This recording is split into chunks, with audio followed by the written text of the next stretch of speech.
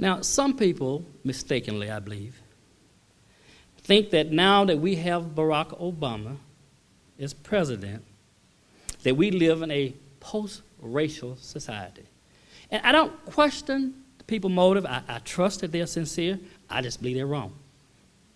See, I don't think we're in a post-racial society when a white minister can get up in Arizona in the pulpit and announce that he prays for President Obama to die, and not only die and go to hell on videotape. See, I don't think we're in a post-racial society when, according to the Justice Department, a hate crime is committed every hour. And I don't think we are in a post-racial society when a Louisiana justice of the peace won't marry a couple because they're interracial. I think his excuse was, I'm worried about what happened to the kids. Yeah, let's see about that. They may grow up to be Tiger Woods or Halle Berry or the mayor of Washington, D.C. or the president of the United States. Spare me of that worry. We have a long way to go. We have a very long way to go. Because we live in an imperfect society. Condoleezza Rice, whom I don't quote often, called it America's original birth defect, that we have struggled to have our actions match our rhetoric. Look around you. According to the National Asian Pacific American Legal Defense Consortium, although white men are only 48% of the college-educated workforce, 48%, they hold 85% of the tenured college positions, 86% of law firm partnerships, more than 90% of the top jobs in the news media, and 96% of CEOs. Don't get me wrong, many of those people deserve to be where they are. But too many women, too many Latinos, too many Asian, too many African Americans have been excluded for reasons that have nothing to do with competence or merit. And that's why I think, President Carter, I was so impressed that you have made diversity one of your top priorities. Yeah, I did my homework before I got here. I want to know where I was going. So I read, the university has developed an affirmative action plan to help us achieve our goal of equal employment opportunity for all. Your policy also states, and those of you who have not read it, I think President Carter will want you to read it because if I know about it, you should know about it. It is the policy of Francis Marion University to recruit, hire, train, and promote employees without discrimination because of race, religion, color, national origin, sex, physical disability, or age. Furthermore, it is our policy to implement affirmative action to present disparate effects of discrimination because of race, religion, color, national origin, handicap and condition, sex, or age. And really, that's all affirmative action is about when practiced correctly. Yet, if you read the newspapers, and I got to say that I'm a journalist, and I think they're guilty as anybody else, that when they portray this issue, it's not done in a way that is stated here by Dr. Carter, but it's done in a way to inflame people.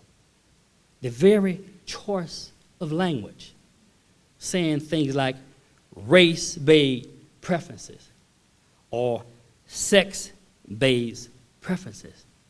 First of all, it's not a preference. Secondly, it's not based on race or sex. It's race sensitive, it's gender sensitive, and there's nothing wrong when taking those factors into consideration when you have qualified people from traditionally excluded from groups. And I'm sure Dr. Carter will be the first to tell you that FMU is nowhere near where it should be. But the important thing is if you've begun this journey. And I certainly want to applaud you for doing that.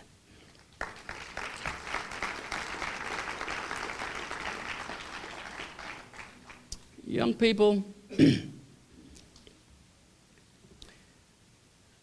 this country is not going to change until you take the personal responsibility to clean up this mess that my generation and generations before me created. That means that we have to consciously alter our behavior. I know some of your professors say, think outside the box. I never say that. If you think outside the box, you might end up with another box with people who think outside the box. Throw the box away and decide that you're going to live differently, that we're going to remove all these false barriers. I just want to talk about my own limited background, where I came from. Or at least it was a limited at one point.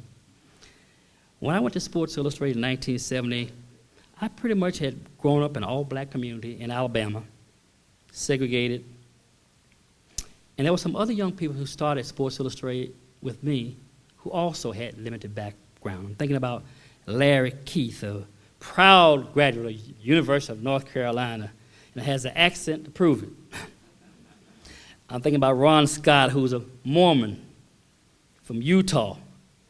I'm thinking about Kent Hannon and Stephen Salter from Indiana, and Jim Kaplan from Boston, and Don Delaquana. We all had very limited backgrounds.